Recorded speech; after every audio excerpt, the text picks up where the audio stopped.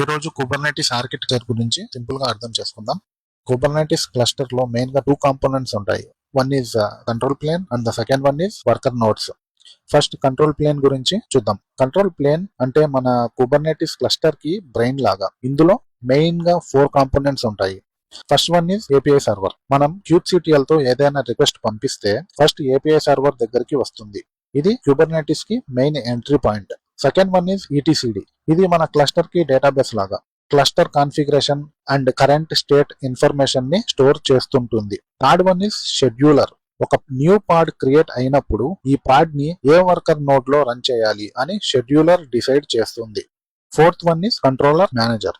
ఇది క్లస్టర్ ని continuously monitor చేస్తూ యాక్చువల్ స్టేట్ డిజైర్ స్టేట్ తో మ్యాచ్ అయ్యేలాగా చూస్తూ ఉంటుంది. ఫర్ ఎగ్జాంపుల్ 3 పార్ట్స్ ఉండాలి అని మనం డిఫైన్ చేసాం. ఒక పార్ట్ ఫెయిల్ అయితే కంట్రోలర్ మేనేజర్ డిటెక్ట్ చేసి మళ్ళీ పార్ట్ క్రియేట్ చేయడానికి యాక్షన్ తీసుకుంటుంది. ఇప్పుడు వర్కర్ నోడ్ గురించి తెలుసుకుందాం. వర్కర్ నోడ్స్ అంటే మన యాక్చువల్ అప్లికేషన్స్ రన్ అయ్యే ప్లేస్. ఇందులో mainly kubelet, kube proxy and container run time ఉంటాయి. క్యూబ్లెట్ పార్ట్స్ ని మేనేజ్ చేస్తూ ఉంటుంది. క్యూబ్ ప్రాక్సీ నెట్వర్కింగ్ హ్యాండిల్ చేస్తూ ఉంటుంది. Container run time actual containers ని రన్ చేస్తుంది.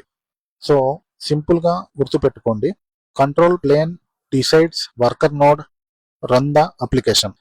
కంటెంట్ నచ్చితే ప్లీజ్ లైక్ చేయండి, ఫాలో చేయండి. అండ్ డెవాప్స్ రిలేటెడ్ మెటీరియల్ ఏదైనా కావాలి అనుకుంటే links are in bio. Please check it out. Thank you so much.